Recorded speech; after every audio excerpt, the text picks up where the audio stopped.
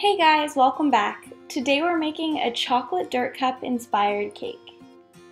To stay true to this childhood treat, the filling for this cake is made simply with instant chocolate pudding and a tub of Cool Whip. The full recipe is up on Chelsweets.com. So just to remind anyone out there who might have forgotten or who didn't grow up eating dirt cups, they're made by layering this chocolate pudding mixture with some chopped up Oreos. So it's super delicious and super easy, and of course they're topped with some gummy worms.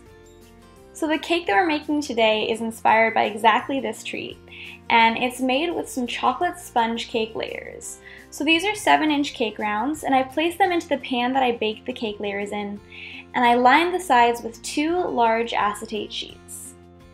And then between each cake layer, I added a very generous layer of our chocolate pudding mixture, and also topped this with a ton of crushed Oreos.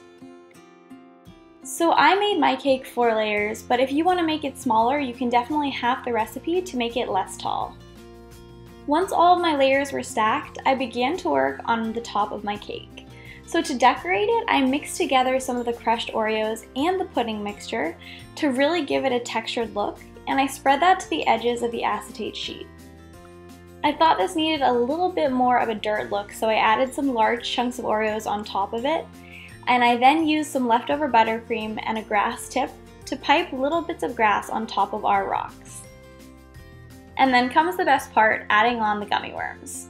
So I made sure that I used all of the different colors that come in a pack and kind of tried to place them around the cake to make them look like they're squirming around.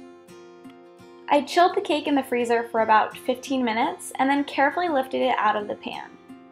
I very carefully peeled the acetate sheets off the side of this cake, and because I added so many Oreos, there was kind of an Oreo shower as I did this. I didn't really mind though, because the extra Oreo dirt around the sides is really true to the theme of the dirt cup.